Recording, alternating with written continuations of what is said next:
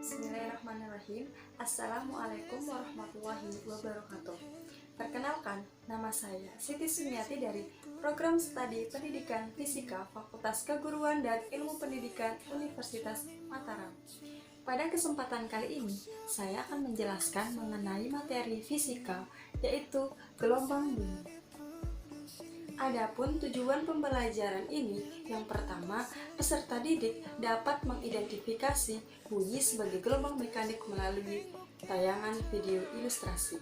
Yang kedua, peserta didik dapat membedakan sifat-sifat dari gelombang bunyi, yaitu refleksi, deviasi, interferensi, dan difraksi.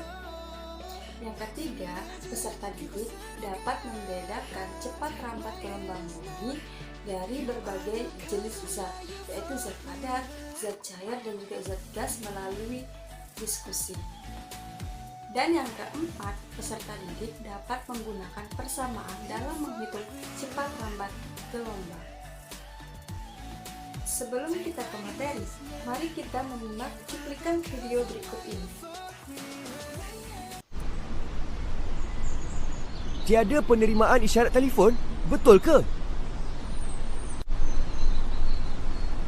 Walkie-talkie awak bukan bagus sangat kerana ia hanya boleh berfungsi dalam jarak 100 meter. Di mana Sarah? Ya, betul. Manakah dia? Baru saja tadi dia ada di sini. Sarah! Oh, Sarah! Sarah! Oh, Sarah! Oh, saya boleh dengar suara dia. Dia juga memanggil namanya sendiri. Bukanlah, itu cuma gema. Saya tahu. Saya hanya main-main saja. Biar kita cuba menggunakan walkie-talkie. Satu unit walkie-talkie ada pada Sarah. Sarah, di manakah awak? Dalam lubang. Nah, setelah kalian menyimak atau melihat cuplikan video tadi, maka apa yang kalian ketahui tentang gelombang bunyi? Ya, gelombang bunyi adalah gelombang yang merambat melalui medium tertentu. Gelombang bunyi adalah gelombang mekanik yang digolongkan sebagai gelombang longitudinal yang memerlukan medium rambatan, seperti zat padat, zat cair, dan juga zat gas. Adapun sifat-sifat dari gelombang bunyi, yang pertama dapat dipantulkan atau refleksi.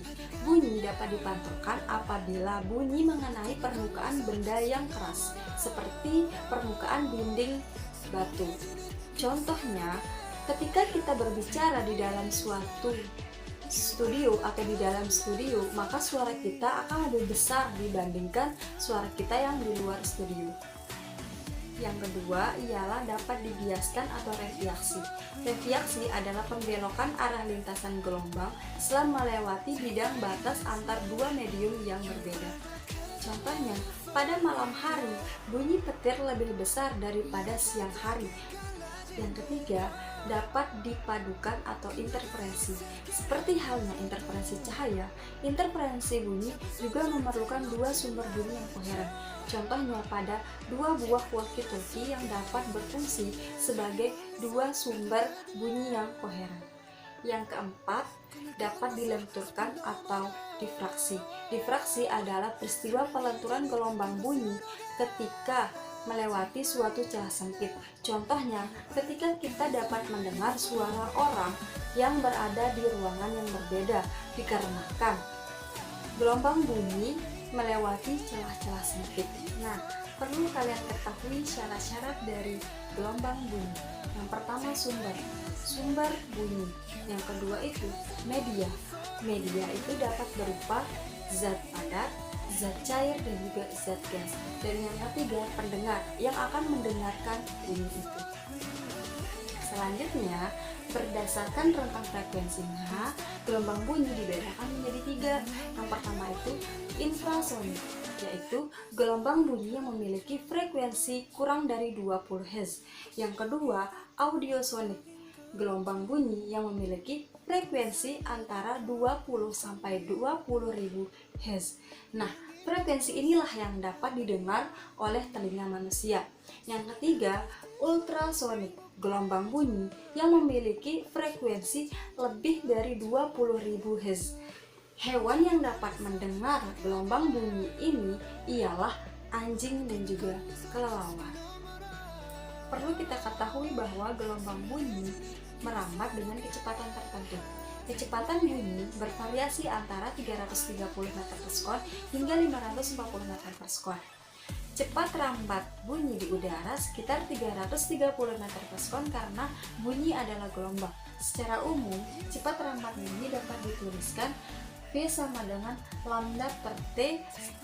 Cepat rambat bunyi dalam suatu zat padat bergantung pada modulus yang dan kerapatan atau massa jenis zat padat tersebut. Cepat rambat bunyi dapat dituliskan V sama dengan akar E per Rho, di mana V sama dengan cepat rambat bunyi, E sama dengan modulus yang, dan Rho sama dengan massa jenis zat. Selanjutnya, cepat rambat bunyi dalam suatu zat cair bergantung pada modulus bulk dan kerapatan atau massa jenis zat cair tersebut. Cepat rambat bunyi dapat dituliskan V sama dengan akar B per Rho, di mana V sama dengan cepat rambat bunyi, B sama dengan modulus bulk, dan Rho sama dengan massa jenis zat. Dan yang terakhir, cepat rambat bunyi dalam suatu zat gas. Di udara, kecepatan bunyi bergantung pada suhu udara dan jenis-jenis partikel yang menyusun udara tersebut. Cepat rambat bunyi dapat dituliskan V sama dengan akar gamma RT per M, di mana V sama dengan cepat rambat bunyi, gamma sama dengan konstanta adiabatik, R sama dengan konstanta gas umum yang bernilai 8,31 Joule per mol K, T sama dengan suhu mutlak, dan M sama dengan massa relatif gas. Nah, dari ketiga persamaan tadi, maka kita dapat mengambil kesimpulan bahwa bunyi merambat lebih baik pada zat padat dikarenakan dalam zat padat jarak antar partikelnya itu sangat kecil sehingga energi yang dibawa oleh getaran mudah dipindahkan dari satu partikel ke partikel lainnya tanpa partikel lainnya itu berpindah. Oke, sekian video pembelajaran dari saya, semoga bermanfaat. Kurang dan lebihnya mohon maaf.